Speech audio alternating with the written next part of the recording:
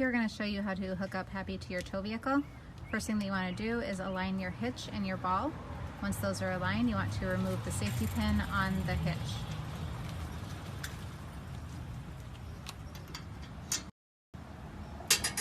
Now you'll want to lower the hitch onto the ball.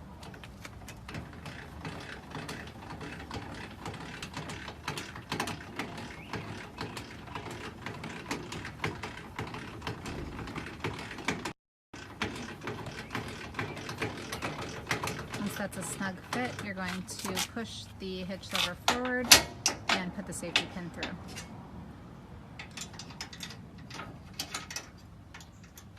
After the safety pin is through, you're going to want to attach your chains and your brake.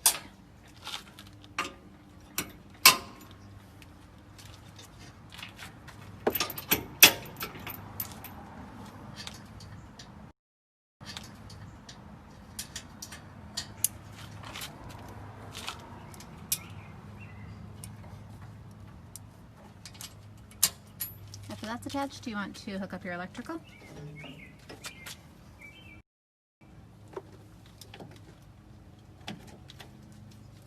Now it's very important that you take off your wheel. So to do that, you're going to raise it up.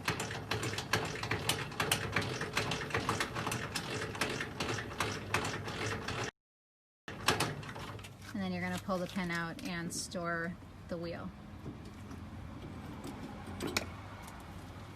Now you are all hooked up. Next thing you want to do is consult your pre-drive checklist. All right, now that you've reviewed your pre-travel checklist, I'm going to take you on a tour of the exterior of Happy. Okay, so we're going to start out on the front of Happy where your propane and battery storage are. So here is your propane tank. You just want to make sure that it is closed when you're not using the stove in the kitchen and open it up when you are using the stove.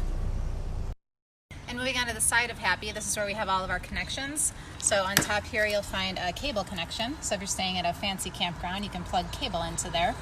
Below that we have our electrical connection. So you're going to plug the yellow end of this cord into Happy. Give it a push, twist. Once it is secure, this red light will light up. And then where you plug into your electrical, there's two options depending on what kind of connection you have. We give you an adapter.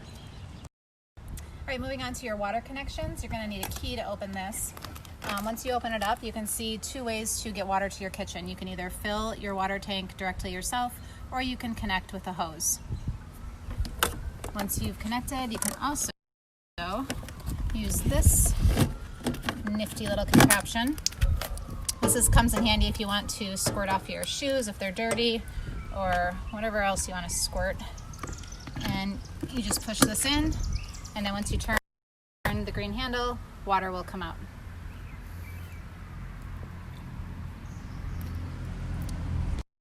To remove this hose, you simply push this in and it'll pop right out. Okay, moving on to your kitchen sink. If you're connected directly to a hose, you just need to turn this dial to get water to come out of the faucet. If you're taking water from your holding tank, you need to turn on the water pump switch and then turn the dial and water will come out. Once you're done, turn that dial off and turn off your water pump switch. It's very important to have the water pump switch turned off when the sink is not in use. Okay, when you get to your campground and you're ready to use your sink, you're going to want to come down here and unscrew your drain cap. So this is where all the water from the sink drains out. If you want, you can attach a hose to this so that the water isn't draining right at your feet. And then when you're done and you're ready to come back home, you want to screw this back on so that it's not flopping as you're driving.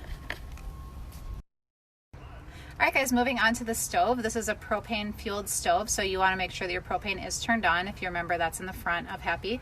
To light the stove, you're going to want to push the dial in, turn it so light is at the top, and then take your lighter, light it, and then move it over, and you can adjust the flame from there. All right, and then when you're done using it, you just want to turn this to off, and be sure to turn the propane off at the front of Happy. A few other things that I want to show you in the kitchen is below the sink you have your water holding tank that holds up to 11 gallons. Over here you have a microwave, so be sure to bring your microwave popcorn.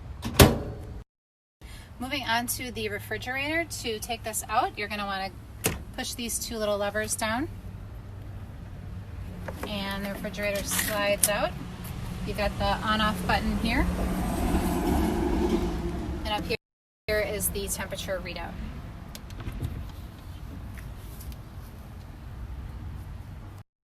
One thing that I do want to point out is that both the refrigerator and the microwave take up a lot of energy, so if you're not plugged into electricity, I would use those sparingly.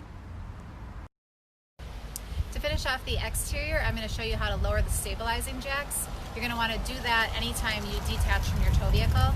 There are two jacks. I'll show you how to lower one. I keep the tool to lower them inside the storage. I'm going to come over here and this in here, and then just lower it down.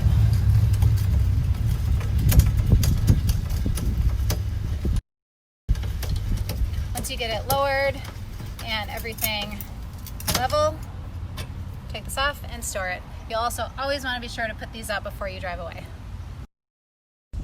Okay, that finishes up our exterior journey. Now I'm going to take you inside. Before I hop in though, I'm just going to show you on either side we have some extra storage here. So there's about 3.5 inches deep of storage, and that is under the mattresses.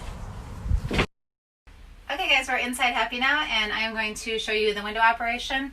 So to open your windows, you're gonna turn those levers. If you just want your window cracked a bit, there is a little groove here at the bottom where once you push these red buttons in, pull these tabs up, and you can just lower into the groove. If you want to open it all the way, you push those red buttons again, push it out, and then these knobs will keep the window in place.